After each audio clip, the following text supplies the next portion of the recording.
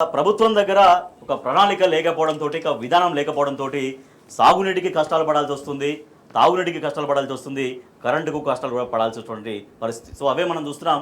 Collectorate ముందు, Suryapet collectorate ముందు, తర్వాత ఆసిఫాబాద్ కలెక్టరేట్ ముందు ఓ పక్కన ట్యాంకర్ తోటి పంట తడుపుకుంటున్న రైతు, మరో పక్క పంటలు ఎండిపోయాయి, మా కరెంటు ఇవ్వట్లేరంటూ మరొక కొంతమంది రైతులు. సో ఇట్లా అటు కరెంటు కోసం, తాగునీటి కోసం, సాగునీటి కోసం రైతులు, ప్రజలు ఇబ్బందులు పడుతున్నటువంటి పరిస్థితి.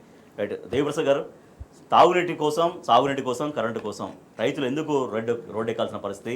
ప్రభుత్వం దగ్గర ఒక ప్రణాళిక, ఒక పరిష్కారం ఎందుకు కనిపించట్లేదు? రాజేష్ గారు, గుడ్ మార్నింగ్. వీక్షకులకు శుభోదయం. అంటే కాంగ్రెస్ పార్టీకి ప్రజల పట్ల కానీ, రైతుల పట్ల కానీ సరైనటువంటి కన్సర్న్ ఉంటే ఇటువంటి సమస్యలన్నీ కూడా పరిష్కారం అయింది. కేసీఆర్ గారు అధికారంలోకి వచ్చిన తర్వాత బీఆర్ఎస్ పార్టీ, టీఆర్ఎస్ పార్టీ రైతుల కేంద్రీకరణగా అనేక సమస్యలు పరిష్కరించడానికి ప్రయత్నం చేసింది. నీళ్లు లేని సందర్భంలో నీళ్ళు ఇచ్చేటువంటి ప్రయత్నం, నాణ్యమైనటువంటి విద్యుత్తుని ఇచ్చేటువంటి ప్రయత్నం, అట్లాగే కాకతీయ మిషన్ ద్వారా చెరువుల పూడికలు తీసి నీళ్లను నిల్వ చేసుకునేటువంటి ఒక అత్యద్భుతమైనటువంటి పథకం, అట్లాగే ప్రాజెక్టుల నిర్మాణం చేసి భూగర్భ జలాలు పెంచేటువంటి ప్రయత్నం, సాగునీరు ఇచ్చేటువంటి ప్రయత్నం. తద్వారా ఏమైందంటే ఆ నీళ్లను రిజర్వాయర్లో నీళ్ళు నింపుకొని మన అన్నీ కూడా తెలంగాణలో గొలుసు చెరువులు, ఒక చెరువు నుంచి ఒక చెరువుకు, ఒక చెరువు నుంచి ఒక చెరువుకు నీళ్లు పోతూ ఉంటాయి. ఆ రిజర్వాయర్ నుంచి నీళ్ళు వదిలి కష్టకాలంలో కూడా అన్ని చెరువుల్లో నీళ్ళు నింపడం వల్ల నీకు ఎక్కడ కూడా ఈ 10 సంవత్సరాల కాలంలో వానకాలం ఏంది, ఎండాకాలం ఏందని మన ఎండను బట్టి తెలుసుకోవాల్సిందే తప్ప రైతులకు నీటికి సంబంధించినటువంటి ఇబ్బంది లేకుండా చేసినటువంటి చరిత్రను మనం తెలంగాణలో కేసీఆర్ గారి పరిపాలనలో చూసినాం. కానీ ఈ 14 నెలల పరిపాలనలో కూడా నీళ్లు ఉండి కూడా విడుదల చేయనటువంటి పరిస్థితి. ఇప్పుడేమో ముందు చూపు లేకుండా అసలు ఎక్కడ కూడా చెరువులు నింపకుండా, నీరు విడుదల చేయకుండా మొత్తంగా కూడా ఉండడం వల్ల మొన్న జగదీష్ రెడ్డి గారిది మనం వీడియో చూసినాం. నల్లగొండలో వాళ్ళు తిరుగుతున్నారు, మొత్తంగా కూడా ఎట్లా పంటలన్నీ ఎండిపోతూ ఉన్నాయి చూస్తూ ఉన్నాం. అలా చూస్తూ ఉన్నాం మనం. నమస్తే తెలంగాణలో వచ్చినటువంటి అనేక వార్త పేపర్ చూడగానే మనకు పొద్దున్న లేవగానే రైతుల కన్నీళ్లు, కడగండ్లు తప్ప ఇంకొకటి కనబడేటువంటి పరిస్థితే కనబడతలేదు.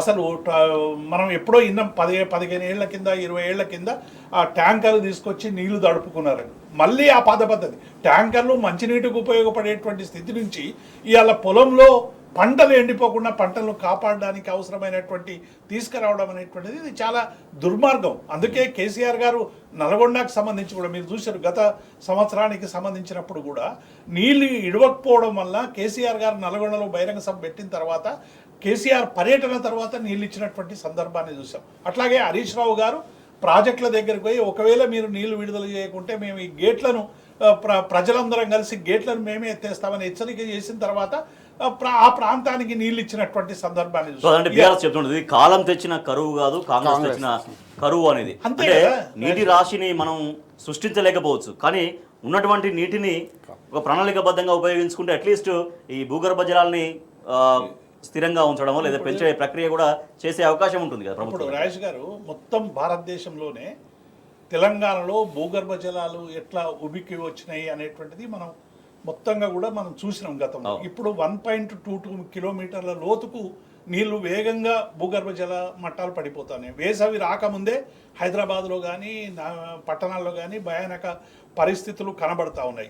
ఈ నీరుడితో పోలిస్తే ఫిబ్రవరిలో భారీగా తగ్గుదల మనకు చాలా స్పష్టంగా కనబడుతుంది. కృష్ణా బేసిన్లో ఆందోళన స్థాయికి పోయినాయి, గోదావరి బేసిన్లో ప్రమాద గంటికలు మోగిస్తున్నాయి. కాబట్టి ఇటువంటి సందర్భంలో, ఎందుకంటే ఎక్కువ బోర్ల మీద ఆధారపడేటువంటి తెలంగాణ రైతాంగానికి దాదాపుగా 30 లక్షల బోర్ల పరిస్థితి అంతా కూడా ఇలా అగమ్య గోచరంగా తయారైంది. రైతు అంటే వ్యవసాయం పండుగ అనేటువంటి స్థితి నుంచి ఇలా వ్యవసాయం ఎందుకు చేస్తున్నాం అనేటువంటి ఒక భావన వచ్చే విధంగా ఇలా కాంగ్రెస్ తెచ్చినటువంటి కరువు వలన ప్రతి తెలంగాణ రైతు గుండె ఘోషిస్తూ ఉన్నది.